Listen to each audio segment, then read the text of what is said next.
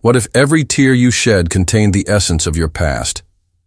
What if an alien species, unprepared for raw human emotion, discovered this secret, and it nearly broke them? Commander Evelyn Carter had seen many strange things during her 5-year tenure as humanity's diplomatic representative aboard the Xerelian research vessel, Vorthus 9. But she'd never seen an alien faint before. The incident occurred during what should have been a routine cultural exchange. Carter sat in the ship's observation dome, surrounded by the curved, translucent carapaces of 4 Xerelian scientists. Outside, the vast emptiness of deep space stretched endlessly, punctuated by distant stars that flickered like dying embers. So this concept, nostalgia, it serves no evolutionary purpose? Asked Valor, the chief xenoneurologist. His crystalline exoskeleton refracted the dim light, casting prismatic patterns across the chamber floor. Carter smiled. Not everything humans do serves an evolutionary purpose, Valor. Sometimes we just feel. She reached into her pocket and withdrew a small wooden box, hand-carved maple, a gift from her grandfather on her 10th birthday. The familiar scent of beeswax polish and time-worn wood transported her instantly to her childhood home in Minnesota. The snow-covered pines outside the window. Her grandfather's weathered hands guiding hers as they whittled figurines by the fireplace, the warmth of hot chocolate after sledding. All these memories cascaded through her mind, and before she could stop it, a single tear slid down her cheek. The reaction was immediate and catastrophic. Alarm signals blared throughout the observation dome. Emergency containment fields shimmered into existence around Carter. Xerelian medical drones swarmed from hidden compartments, their scanning beams sweeping over her body. What's happening? Carter demanded, bewildered by the sudden commotion.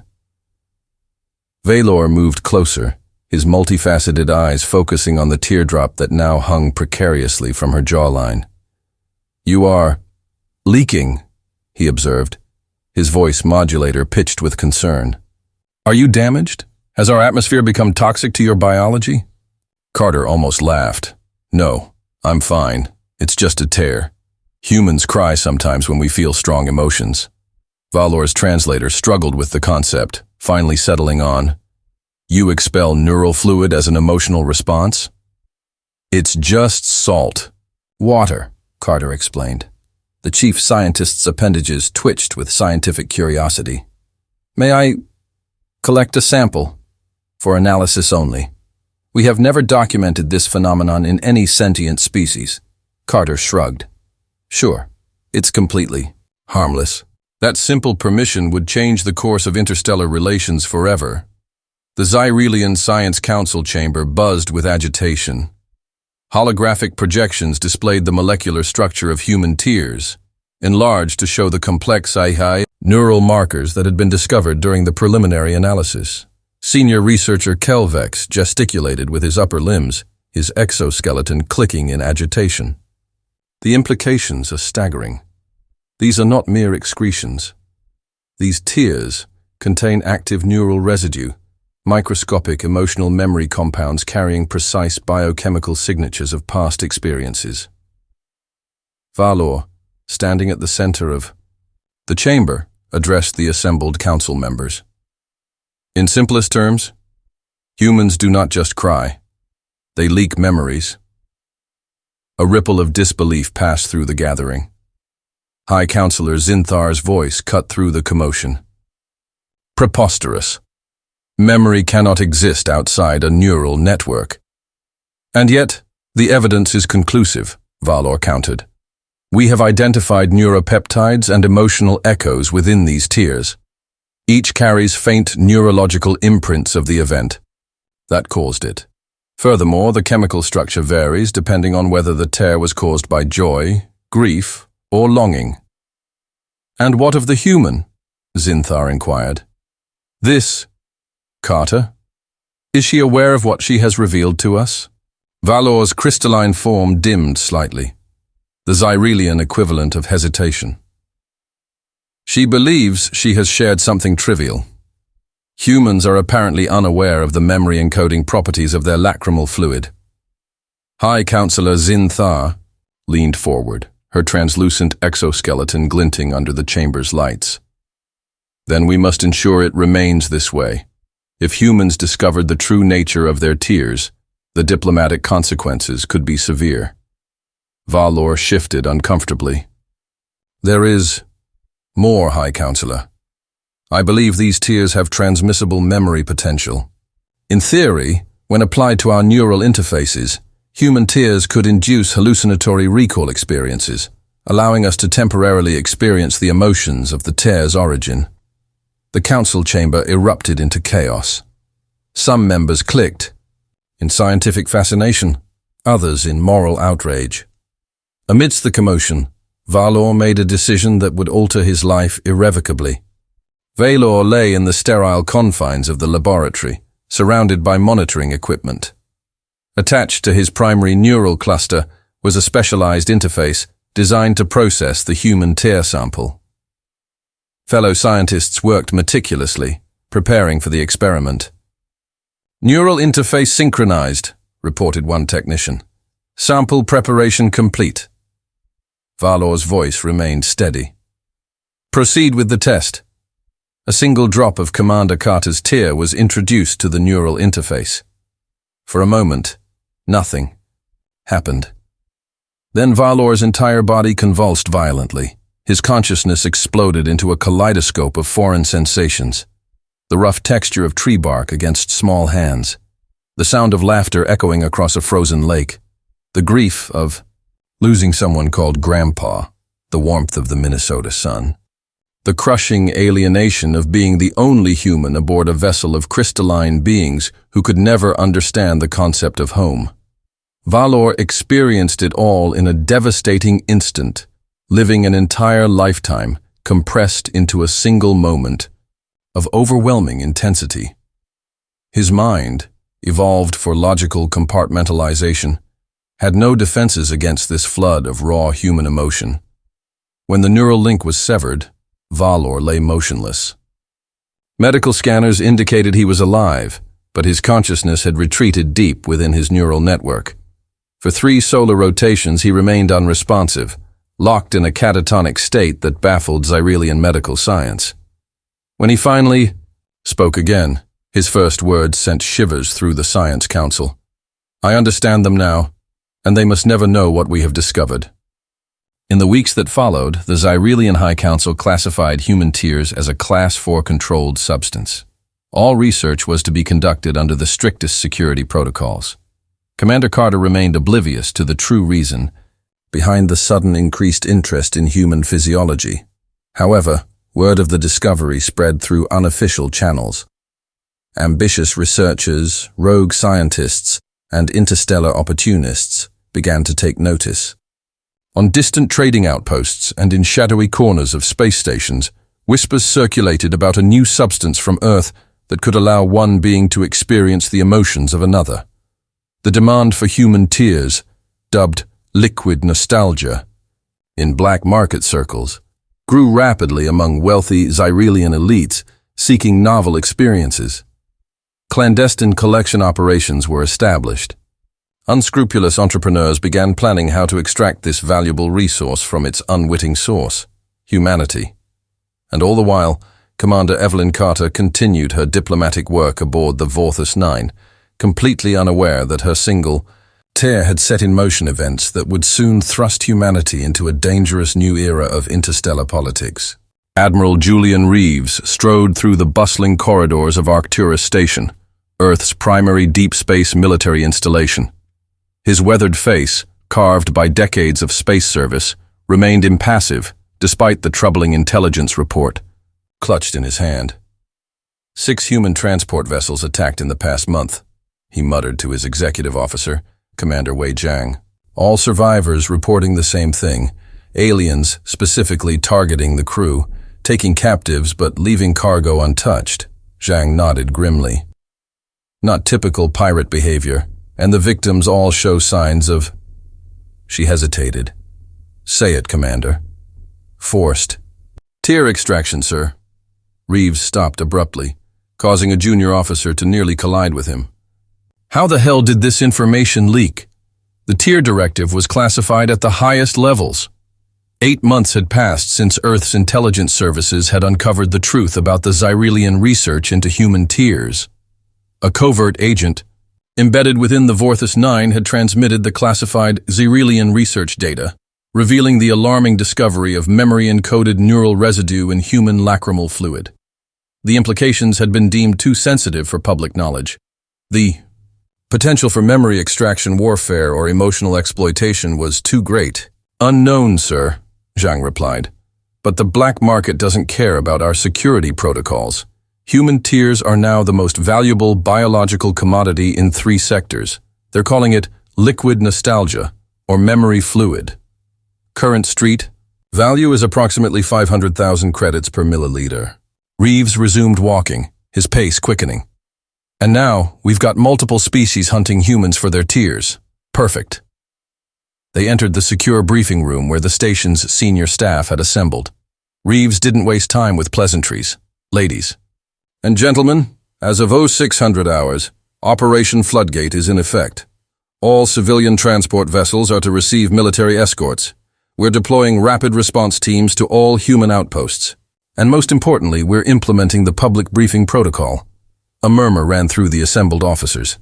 Sir, ventured Captain Alvarez, are we certain disclosure is wise? The panic is preferable to having our people harvested. Reeves cut in sharply. As of today, every human in explored space needs to know they're being hunted for their tiers. Knowledge is their best defense. On the distant mining colony of Proxima Centauri b, Sorel Nakamura had just finished a 12-hour shift in the deep mining operation when the emergency broadcast interrupted regular communications. Exhausted miners gathered around view screens, watching as Admiral Reeves delivered the shocking announcement. Citizens of Earth and her colonies, I bring grave news. It has been discovered that human tiers contain unique neural compounds that certain alien entities find immensely valuable. Over the past months, humans throughout explored space have been targeted, captured, and subjected to forced tier extraction procedures. Nakamura felt a chill run down her spine. 3 weeks ago, the transport ship carrying her brother had disappeared. The authorities had suggested mechanical failure. Now she understood the terrible truth. Effective immediately, Reeves continued. All civilians are advised to travel in groups, maintain contact with local authorities, and report any suspicious alien activity. Military protection is being extended to all human settlements and transport routes. Furthermore, we are implementing Operation Floodgate, a strategic initiative to protect human interests and neutralize this threat. The broadcast ended, leaving the miners in stunned silence. Nakamura looked around at her colleagues. 15. Humans surrounded by an installation of nearly 200 alien workers from various species. Well, she muttered to her closest friend Raj Kapoor. This shift just got a lot more interesting. Kapoor nodded grimly. Check your harvester tools. Anything that can cut rock can cut exoskeleton if necessary. Commander Evelyn Carter stood rigidly before the Xyrelian Science Council, her diplomatic patience wearing dangerously thin. You knew, she said, her voice tight with controlled anger. You knew for nearly a year and said nothing while humans throughout the galaxy were being kidnapped and harvested. High Counselor Zinthar's crystalline form pulsed with what might have been discomfort. Commander Carter, the Xyrelian hegemony never condoned or participated in any illegal extraction activities. But you didn't warn us either, Carter countered. Your silence made you complicit. Valor, standing slightly apart from the other council members, spoke up. Commander, I personally advocated for disclosure to Earth authorities from the beginning.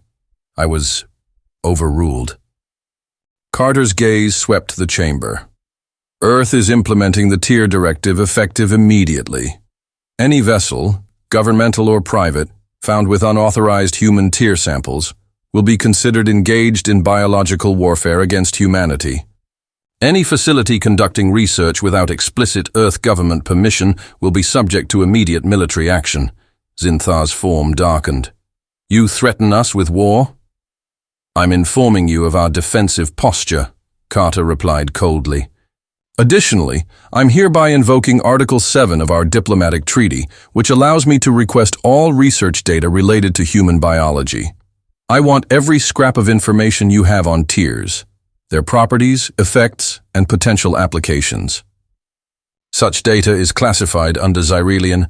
Either you provide it willingly, Carter interrupted, or Earth will consider this an intentional act of biological espionage. The council chamber fell silent. Finally, Valor stepped forward.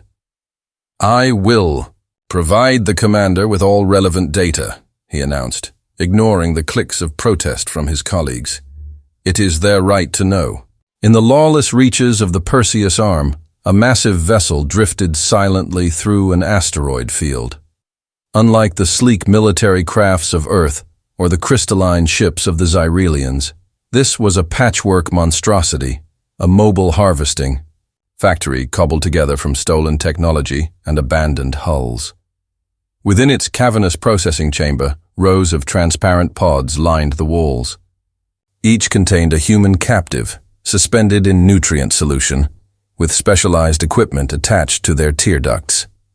Sophisticated neural stimulators cycled through emotional triggers, joy, grief, nostalgia, fear, extracting the corresponding tier types to be separated, purified, and stored. Krevnok, a hulking Vraxian with mottled gray skin and 4 arms, surveyed his operation with satisfaction. As one of the first criminal entrepreneurs to recognize the potential of the human tier market, he had amassed considerable wealth and power. Production is up 11% this cycle, reported his chief technician, a slender Peloran whose species' natural empathic abilities made them ideal for calibrating the emotional stimulators. Excellent, Krevnok rumbled. The latest batch of nostalgia tears from the female in Section C sold for triple the usual rate. Something about childhood beach memories that the buyers found particularly potent.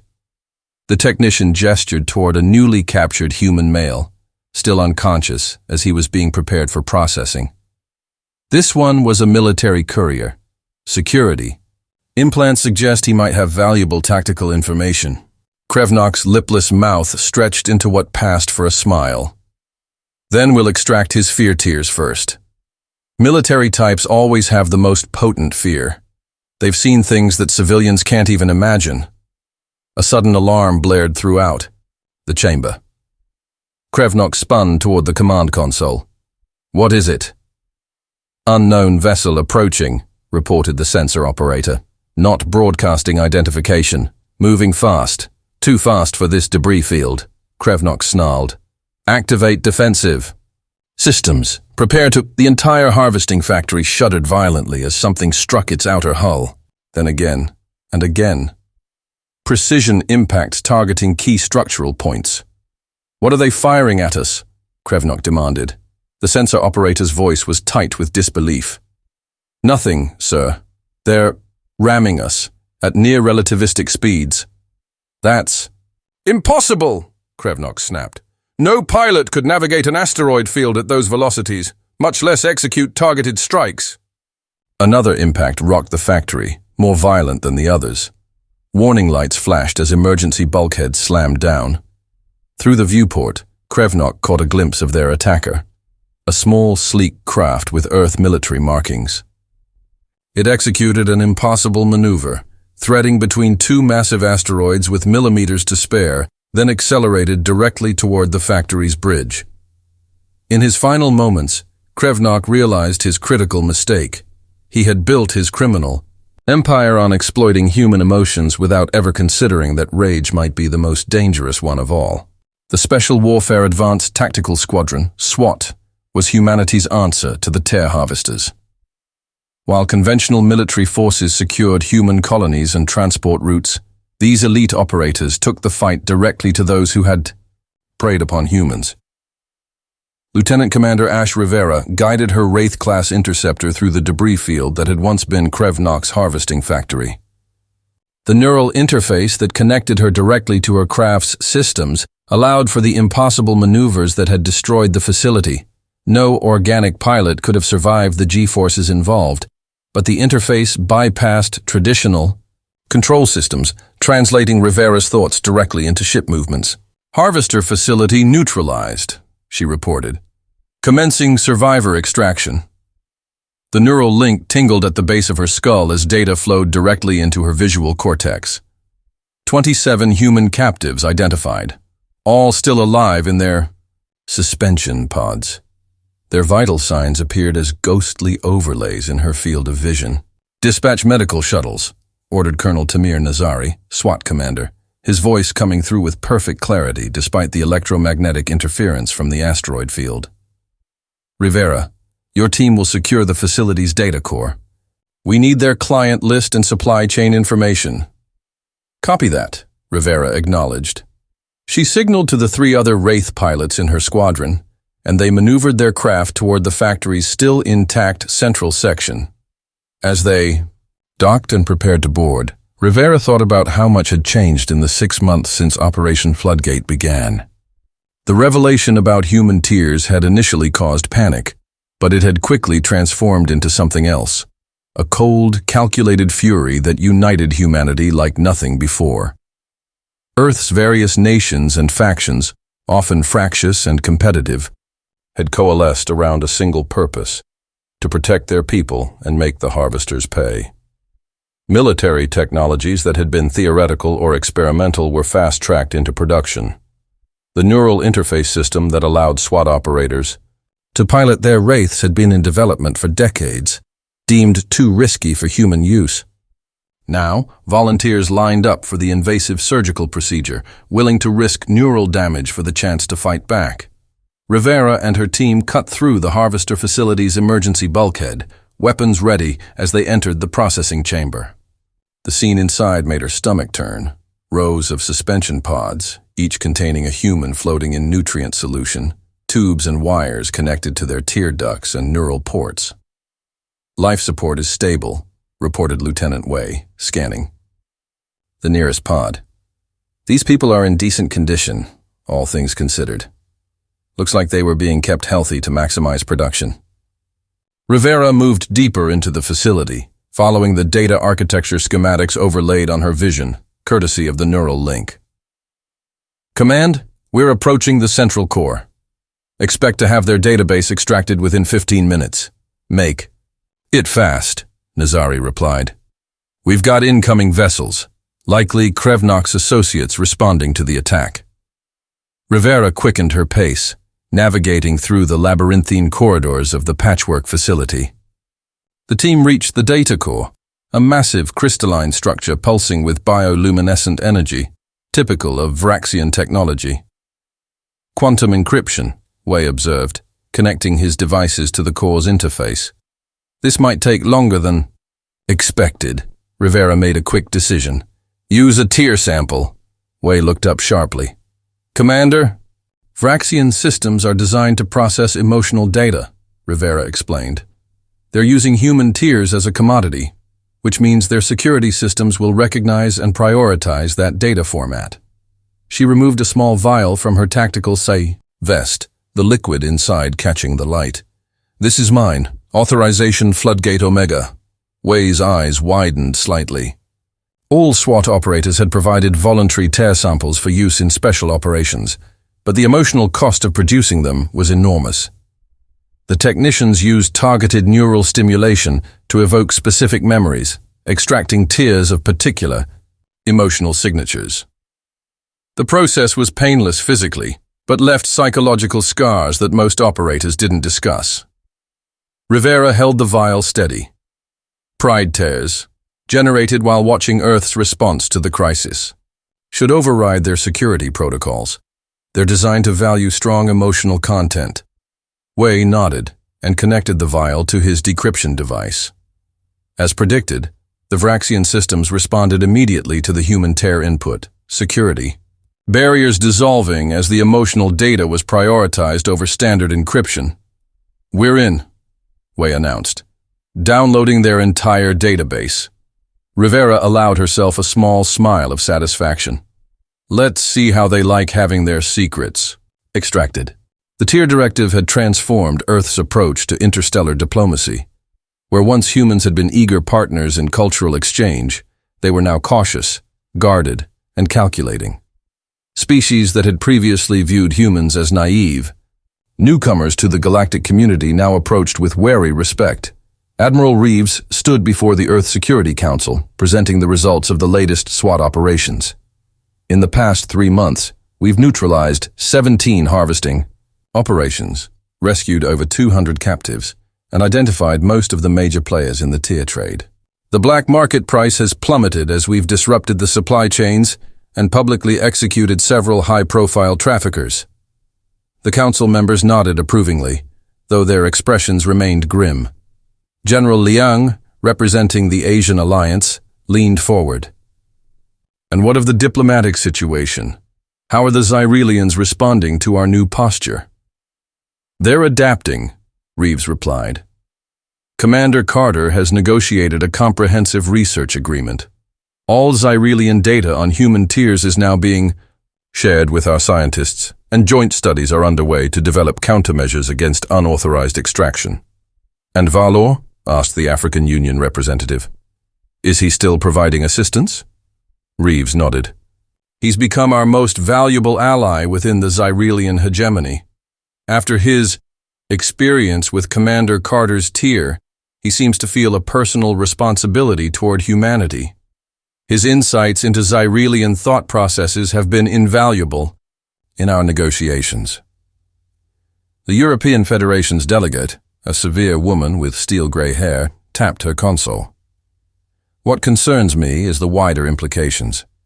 If human tiers contain transmissible memory potential, what other unique biological properties might we possess that we're unaware of? We could be sitting on a time bomb of interspecies complications. That's precisely why we've established the Xenobiological Research Initiative, Reeves answered. Every aspect of human biology is being thoroughly examined for potential value or risk in the interstellar community. We won't be caught off guard again. And the military applications? This came from the North American representative, his tone carefully neutral. Reeves hesitated, aware of the ethical minefield. Research is ongoing. Preliminary tests suggest that certain emotional tiers can indeed be weaponized. Fear tiers causing paralysis in some species, rage tiers inducing aggression in others. It's troubling territory. But territory we must explore, the representative pressed. If human tiers can be used against us, we must understand how to use them in our defense. Reeves nodded reluctantly. Project Deluge is proceeding under strict ethical oversight. But I want to be clear, these are defensive measures only. We're not becoming the very monsters we're fighting. The unspoken question hung in the air. How long would that distinction hold if humanity felt truly threatened? Far from Earth, on a remote Xyrelian research outpost designated MX-117, Valor and Commander Carter stood before a containment chamber housing their most promising development. The neural inhibitor is functioning at 97% efficacy, Valor reported, his crystalline form shifting with what Carter had come to recognize as excitement. When applied to lacrimal glands, it renders human tears biochemically inert, still functional for eye lubrication, but stripped of all memory-encoding neural residue. Carter studied the readouts, impressed despite her lingering distrust. In the months since the Xyrelian deception had been exposed, she had worked closely with Valor, finding in him a genuine ally despite his species' initial betrayal. This could change everything, she acknowledged. Voluntary application would protect civilians without side effects. No more fear of being harvested. There is more, Valor added, manipulating the holographic display to reveal another set of data. We have also isolated the specific neural compounds responsible for the transmissible memory effect. In theory, we could synthesize these compounds and incorporate them into non-tier substances. Carter's eyes narrowed. Creating artificial tiers with designed memories? That sounds dangerously close to psychological warfare, Valor. Or it could be used to share experiences peacefully, he countered. Imagine educational applications, allowing students to experience historical events firsthand through carefully crafted synthetic tears. or therapeutic uses for trauma victims, introducing healing emotional memories. "You're being naive," Carter said, though not unkindly. "You know as well as I do that this research would be weaponized within days of publication." Valor's crystalline surface dimmed slightly. "Perhaps. But I have lived a human's memories, Evelyn. I have experienced the depth and complexity of your emotions. Your species possesses something precious that mine does not.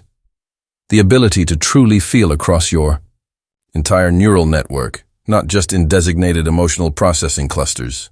He moved closer to the containment chamber, his form reflecting fractured light across the laboratory. "What if the greatest weapon is not the tear itself, but what it represents? The capacity for empathy, for connection across the neural divide?" Carter studied her alien colleague, reminded again of how profoundly he had been changed by his encounter with her tear. "You really believe that, don't you?" "I do," Valor confirmed. "And I believe that when we announce these findings to the galactic community, we have an opportunity to change the narrative. Not just from humans as victims to humans as powerful defenders, but to something more profound. Humans as the species that brought emotional understanding to the stars." Carter wasn't convinced, but she respected Valor's perspective. "Let's finish the inhibitor trials first, one step at a time." Before Valor could respond, an urgent communication alert sounded. Carter activated the holographic interface, and Admiral Reeves's face materialized before them. "Commander, we have a situation," he began without preamble. "A combined fleet of harvester vessels has been detected approaching the Sol system. Intelligence suggests they're planning a massive raid on Earth itself, apparently deciding that if individual harvesting operations are being shut down, they'll go directly to the source." Carter's blood ran cold. "How many ships?" 37 confirmed, possibly more. "A coalition of various species, all involved in the tear trade. They're 7 days out from reaching Earth orbit." Valor's crystalline form pulsed with alarm. "This is madness. They cannot possibly believe they could successfully attack your homeworld." "Desperation makes for poor tactical decisions," Reeves replied grimly. "With their operations being systematically dismantled, they're facing financial ruin. This is their last-ditch effort to obtain enough product to recoup their losses." Carter's mind raced through strategic options. The SWAT teams being recalled to Earth, but they can't intercept the entire fleet. We're mobilizing everything we have, but civilian casualties could be catastrophic if even a few harvester ships break through. Valor moved closer to the communication display, his normally methodical movements now quick and decisive. "Admiral, I may have a solution, but it will require something unprecedented." "I'm listening," Reeves said. "The Xyrelian hegemony possesses defensive capabilities that could assist Earth. I believe I could convince the Science Council to deploy our vessels in your defense, particularly if this attack threatens our joint research." Carter looked at Valor in surprise. "The hegemony has never involved itself in another species' conflicts." "This is different," Valor insisted. "This isn't merely a human problem, it's a threat to galactic stability. If these criminals succeed, it will embolden others to target biologically unique species throughout explored space." Reeves' expression remained guarded. "And what would the hegemony want in exchange for this assistance?" "Joint custody of all captured harvester vessels and technology," Valor replied without hesitation, "and unrestricted access to the neural inhibitor research once it's completed." Carter and Reeves exchanged a glance, years of military experience allowing them to communicate volumes in that brief look. "Agreed," Reeves finally said, "but our forces maintain operational command of the defense. Your vessels will integrate into our command structure for this engagement." "I will present these terms to the Science Council immediately," Valor promised. "And Admiral, there is one more thing we might consider, a strategy that could end this threat permanently, not just repel this specific attack." "Go on," Reeves. Encouraged, his interest clearly piqued. It involves Commander Carter, Valor explained, turning to face her. And it will require tears of a very specific emotional signature.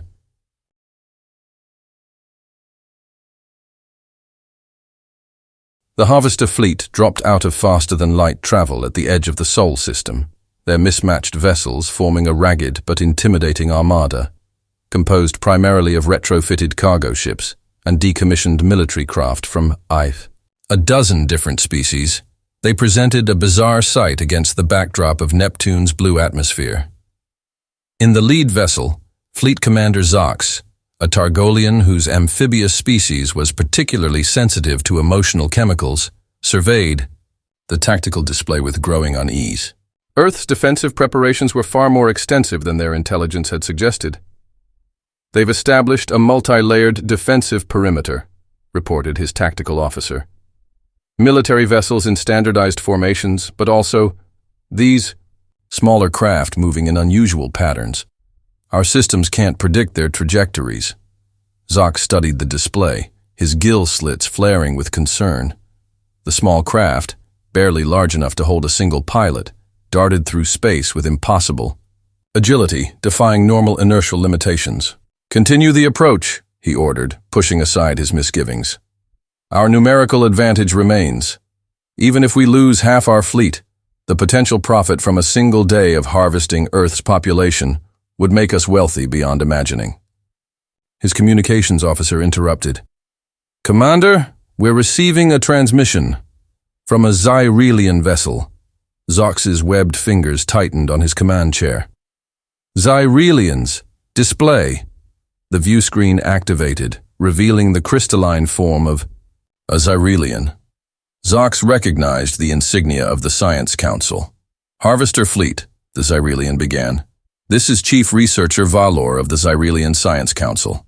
Your aggressive approach toward Earth has been deemed a threat to galactic stability. The Xyrelian hegemony formally aligns with Earth in this conflict. You are ordered to reverse course immediately." Zox barked a laugh. "The hegemony never involves itself in external conflicts. This is a transparent bluff." "It is not," Valor replied calmly. "Observe." The tactical display updated as massive Xyrelian vessels decloaked throughout the defensive perimeter. Crystalline structures the size of small moons, their surfaces refracting sunlight in dazzling patterns. Each was a scientific vessel, not primarily designed for combat, but their sheer scale and advanced technology made them formidable obstacles. Zox felt his confidence wavering, but the potential profits kept his resolve firm. Even with Xyrelian support, you cannot protect an entire planet. Some of our ships will break through. "Perhaps," Valor acknowledged. "But before you commit to this course, there is something you should see." He gestured to someone off-screen.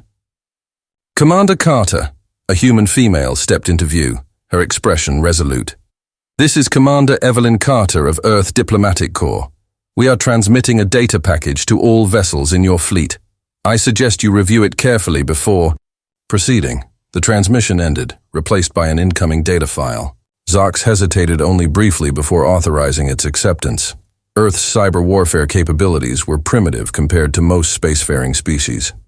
The file opened automatically on the main view screen. It contained a single video recording showing what appeared to be a laboratory. A captured Vraxian, one of Krevnok's former lieutenants, was restrained in a specialized containment unit. A human researcher approached, applying a clear substance to the Vraxian's exposed neural cluster. The effect was immediate and horrifying. The Vraxian convulsed violently, its exoskeleton cracking in several places as it thrashed against its restraints. When it finally grew still, its vocalizer emitted a sound no Vraxian had ever been recorded making, a keening wail that sent shivers through Zox's amphibious body. The Vraxian's eyes refocused on the camera, and it began speaking in a broken, disjointed manner. The human rage, burning through neural pathways, cannot contain the memories. Too intense. Make it stop. The recording ended, replaced by Commander Carter's face once more. What you just witnessed was the application of weaponized human tears. Specifically, tears of pure rage. collected from the family members of those you have harvested. When applied to alien neural systems, they cause catastrophic synaptic overload as the recipient experiences the full emotional impact of human fury. She leaned closer to the camera, her expression coldly professional. Every Earth defense craft is equipped with delivery systems for this substance. Every one of your ships we capture will have this applied to its entire crew. You have 30 minutes to begin retreat procedures before we consider your continued approach an act of war. The transmission cut off abruptly, leaving the harvester command deck in stunned silence. Is this possible? Zox finally asked his science officer, a Pelleran whose species specialized in neurochemistry. The Pelleran's normally calm demeanor was visibly shaken. Theoretically, yes. We've known human tears contain neural residue, but we've only harvested positive emotional signatures: nostalgia, joy, love. The effect of concentrated negative emotions, especially rage from a species as emotionally complex as humans. The science officer's voice trailed off. Could it really cause neural damage? Zox pressed. If properly weaponized. Absolutely. The Vraxian neural structure is particularly vulnerable to emotional overload. Our own physiology might offer more resistance, but the effect would still be devastating. Zox stared at the tactical display, weighing the potential profits against this new threat. The human tears they harvested sold for astronomical prices precisely because of their potency. The ability to experience another being's emotions with perfect fidelity was worth fortunes to the jaded elites of a dozen worlds. If those same tears could be weaponized to transmit pure, concentrated rage. Signal the fleet, he finally ordered. All vessels to reverse course, we're withdrawing. His second-in-command hissed in protest. Commander, the potential profits are meaningless if we're reduced to drooling husks, Zox snapped. The humans have found a way to turn their greatest vulnerability into their most formidable weapon. Only fools would challenge that. As the harvester fleet began its retreat, Zox couldn't help but appreciate the elegant symmetry. The very substance they had sought to extract and exploit had become the instrument of their defeat. Aboard the Vorthus 9, Commander Carter watched the harvester fleet's withdrawal with a mixture of relief and lingering tension. They bought it, Admiral Reeves confirmed via secure channel, his holographic image flickering slightly. All vessels retreating at maximum speed. Nicely done, Commander. Carter allowed herself a small smile. The best bluffs contain elements of truth. Valor, standing beside her, tilted his crystalline form in what she had come to recognize as the Zyrelian equivalent of a nod. Indeed, while we haven't actually weaponized human tears for neural warfare, the theoretical possibility was sound, enough to be convincing. Sometimes the threat of a weapon is more effective than the weapon itself, Reeves observed. Though I'm curious, that Vraxian in the demonstration, a captured harvester who agreed to cooperate in exchange for leniency, Carter explained. The rage tears were actually a harmless saline solution with trace neural stimulants. His reaction was embellished. Effective theater, Reeves said approvingly. The intelligence reports suggest word is already spreading throughout the criminal networks.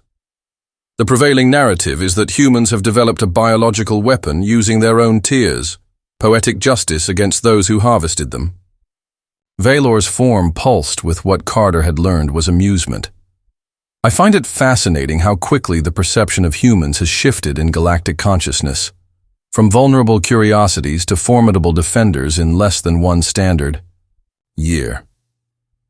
Speaking of perceptions, Reeves interjected, his tone growing more serious.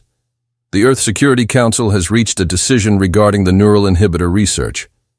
We're proceeding with limited deployment, voluntary for civilians, mandatory for military and diplomatic personnel. Carter nodded, having expected this outcome. The inhibitor would render human tears biochemically inert, removing their value as a commodity while preserving their natural biological function. It was the most practical solution to prevent further harvesting attempts. And the synthetic tear research? Valor inquired. Reeves's expression tightened slightly. Classified under the highest security protocols. Research will continue, but any applications, medical, educational, or otherwise, will require extensive ethical review. After concluding the briefing, Carter and Valor walked through the observation dome, where their journey had begun nearly 18 months earlier, with a single tear. "You seem troubled, Commander," Valor observed. Carter sighed. "I'm thinking about what comes next. We've established a defensive posture, developed countermeasures, and scared off the immediate threat. But in doing so, we've fundamentally altered humanity's place in the galactic community. You fear that your species will become more isolated, more militaristic?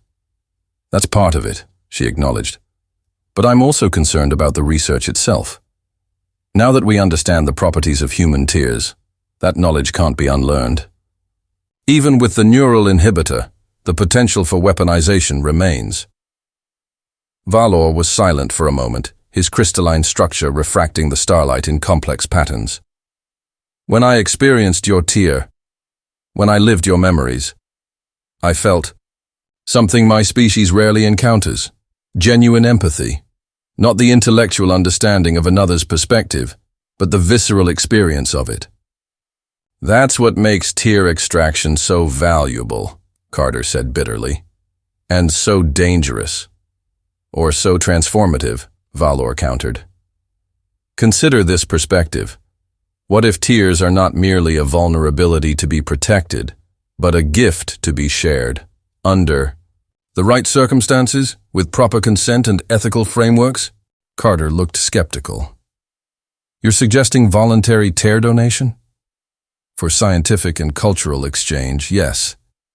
Imagine diplomatic scenarios where selected emotional experiences are shared between species to foster genuine understanding.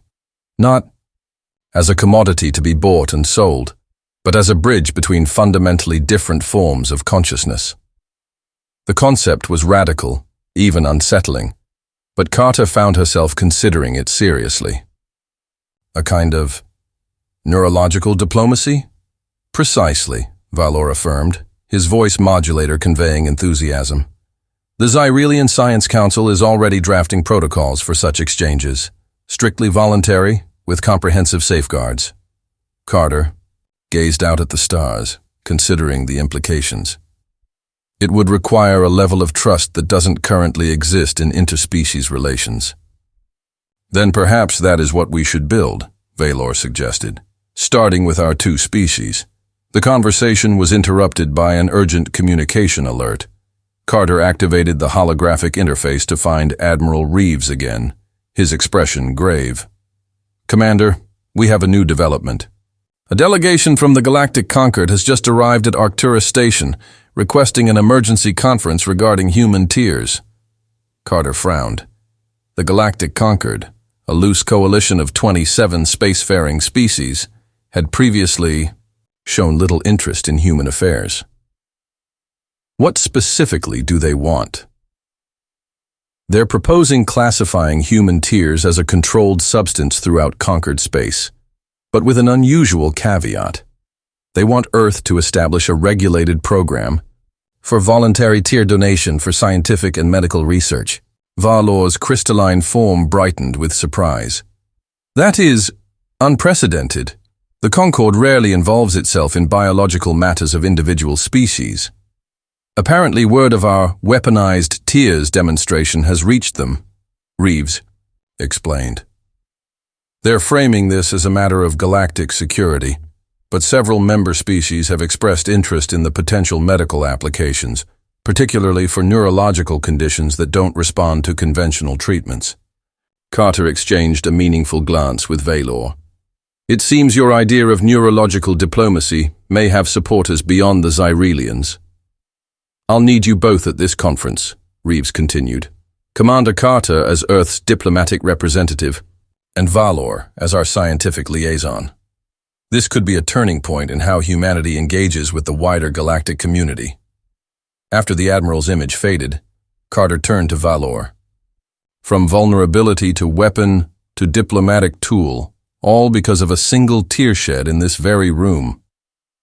The universe often builds the greatest transformations from the smallest beginnings, Valor observed philosophically. Your species has a saying, I believe, every tear has a story to tell, Carter smiled wryly. We do now. A week years later, the Galactic Neurological Exchange Center orbited Earth, its distinctive spiral structure housing laboratories, diplomatic quarters, and medical facilities from 24 different species. Within its central chamber, informally known as the Droplet, Commander Evelyn Carter, now Ambassador Carter, prepared for a historic ceremony. Nervous? Asked Admiral Reeves, now sporting the insignia of Earth Security Council representative. A little, Carter admitted, adjusting the formal diplomatic uniform that had replaced her military attire. It's not every day you voluntarily share your deepest emotions with representatives of 27 alien species. The Neural Exchange Protocol had evolved considerably from its conceptual beginnings. After intensive research and careful ethical considerations, a system had been established allowing for controlled, consensual sharing of emotional experiences across species. Human tears, with their unique neural residue, had become the template for understanding how emotional data could be transmitted between fundamentally different neural architectures. Valor entered the chamber, his crystalline form now accented, with the distinctive blue patterning that marked him as a senior ambassador of the Xyrelian hegemony. The delegates are ready, he informed them. The neural interfaces have been calibrated for all participating species. Carter nodded, taking a deep breath. Let's make history, then. They proceeded to the main diplomatic hall, where representatives from the Galactic Concord waited. The atmosphere was solemn yet charged with anticipation. At the center of the chamber stood a sophisticated device, the Neural Harmonizer, developed jointly by human and Xyrelian scientists. Carter took her position beside it as Valor addressed the assembled delegates. Honored representatives of the Galactic Concord, today marks the culmination of 5 years of scientific collaboration and diplomatic effort. For millennia, our various species have communicated through language, gestures, and symbolic representations, always approximating understanding but never truly sharing consciousness. He gestured toward Carter. Ambassador Carter has volunteered to share a specific emotional memory, her experience of Earth's response to the tear harvesting crisis. This shared neural experience will allow each of you to understand, not merely intellectually but viscerally, how humanity transformed from victim to defender to partner. Carter stepped forward. What began as an exploitation of human biology has led us to this moment, a voluntary sharing of experience that might forge deeper understanding between our species than centuries of traditional diplomacy. She placed her hand on the neural harmonizer, activating the specialized interface. A gentle neural stimulator activated specific memory centers in her brain, evoking the complex emotions of that tumultuous period, the initial fear upon learning of the harvesting, the unified human response, the pride in their resilience, and the cautious hope for a new kind of interspecies relationship. A single tear formed and trickled down her cheek, captured by the harmonizer's collection system. Unlike the crude extraction methods of the harvesters, this process was painless and dignified. The tear was analyzed instantly, its neural content mapped and translated into patterns compatible with the varied neural architectures of the assembled species. Through specialized interfaces, each delegate would experience a version of Carter's emotional memory adapted to their own neurological framework. As the transmission began, Carter watched the reactions cascade through the chamber. A Pelleran ambassador trembled slightly, their naturally pale skin flushing with borrowed emotion. A Vraxian representative's exoskeleton shifted hues rapidly, processing the unfamiliar neural patterns. The Targolian delegate's gill slits flared, in what Carter had learned was profound surprise. When the transmission concluded, the chamber remained silent for several moments. Then, one by one, the delegates activated their translation devices. "We had no idea," the Pelleran ambassador said, softly. "The depth of human emotional resilience, the complexity of your neural patterns." "Most illuminating," added the Vraxian representative.